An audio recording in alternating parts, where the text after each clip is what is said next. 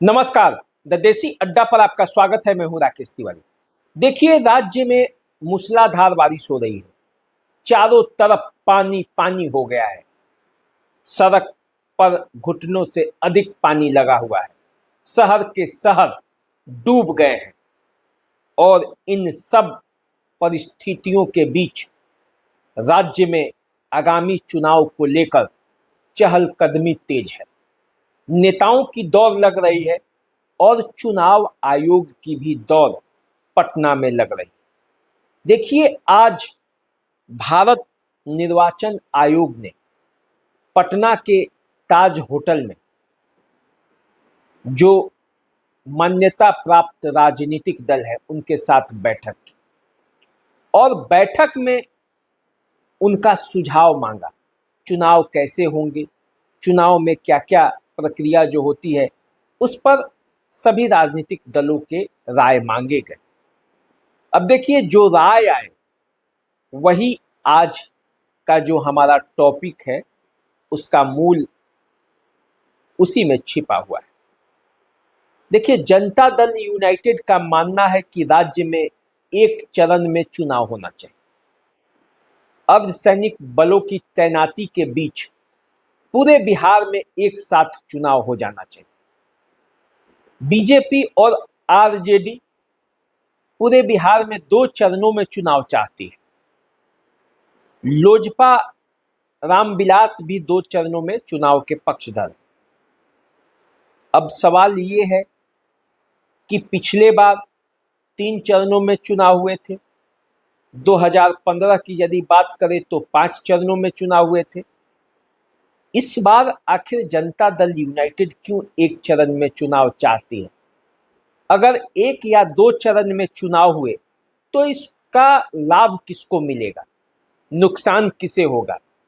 5 चरणों में चुनाव हुए तो उसका लाभ किसे मिला, किसको नुकसान हुआ? अब इसका गुना गणित और बातचीत चल रहा है। देखिए, जनता दल यूनाइटेड के जो कार्यकारी अध्यक्ष है संजय झा, उन्होंने कहा है, चुनाव आयोग के सामने कहा कि राज्य में एक चरण में ही चुनाव करा दिए जाए। जबकि बीजेपी के जो प्रदेश अध्यक्ष दिलीप जायसवाल हैं, उन्होंने 2 चरणों में चुनाव कराने की मांग की और ये भी कहा कि जब चुनाव हो तो 28 दिन का ही वक्त मिलना चाहिए प्रत्याशियों को। लंबा समय लग जाने से जो अंतिम चरण के प्रत्याशी होते हैं उनके खर्चे बढ़ जाते हैं, लंबी भाग दौड़ होती है। तो देखिए, दोनों में अंतर क्या है यही आज समझना है। जितनी भी बड़ी पार्टियां हैं, जितनी भी मजबूत पार्टियां हैं, वो चाहती है कि लंबे चरण तक चुनाव चले ताकि जो छोटी पार्टियां हैं वो लड़ते लड़ते थक जाए। बड़ी पार्टियों के पास स्ट्रेटजी बनाने का मौका होगा, नेताओं को अधिक से अधिक सभा करने का मौका होगा, जबकि छोटी पार्टियां चाहती है कि कम समय में ही चुनाव हो जाए ताकि उन्हें ज़्यादा भाग दौड़ नहीं करना पड़े और ज़्यादा संसाधनों का उपयोग नहीं करना पड़े, क्योंकि उनके पास तो ज़्यादा संसाधन है ही नहीं। तो मामला यही है।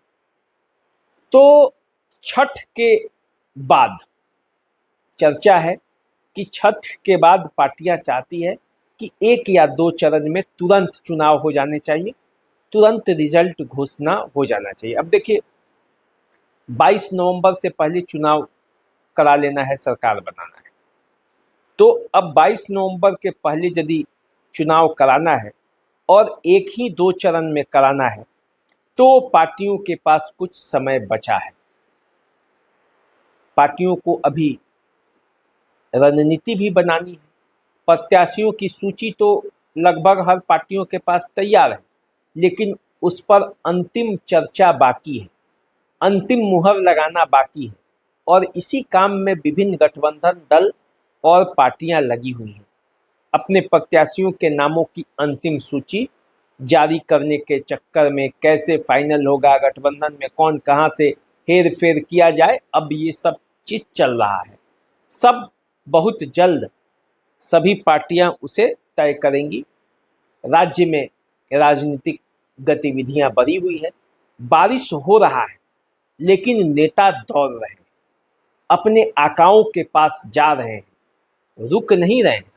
हालांकि पटना में भी जगह जगह पे पानी लग गया है।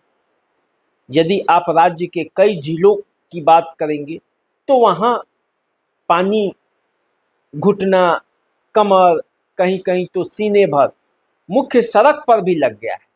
तो पूरा स्थिति ये है कि राज्य में चहलकदमी बढ़ी हुई है। चुनाव आयोग अब कल जो है वो प्रशासनिक पदाधिकारियों के साथ बैठक करने वाला है। राजनेताओं के साथ बैठक करने के बाद, पार्टियों के साथ बैठक करने के बाद प्रशासनिक स्तर पर कैसी तैयारियां होंगी, उनको लेकर क्या क्या होंगे, इन सब पर गहन चर्चा होगी। और इस चर्चा के बाद ऐसा उम्मीद किया जा रहा है कि चुनाव की घोषणा होगी। तो चुनाव के घोषणा से पहले राज्य में कैबिनेट की अंतिम बैठक भी हो गई है। कई फैसले लिए गए, महत्वपूर्ण फैसले नीतीश कुमार ने ले ली। नीतीश कुमार लगातार अपने नेताओं से मिल भी रहे हैं। पार्टी के जो लिस्ट है वो उनके पास पहुंच चुकी है, प्रत्याशियों के लिस्ट पहुंच चुके हैं, जिनको टिकट देना है उनको बुलाया भी जा रहा है, उनसे बातचीत भी हो रही। तो देखिए, प्रक्रिया जारी है और आगे क्या होता है आने वाले समय में पता चलेगा। तो आप हमारे साथ जुड़े रहिए, चुनाव से जुड़ी हुई हर खबर हम आपको बताएंगे, आपको हर खबर से रूबरू कराएंगे। चैनल को सब्सक्राइब कर लीजिए, फेसबुक इंस्टाग्राम पर हमें फॉलो कीजिए। अभी दीजिए इजाज़त, नमस्कार।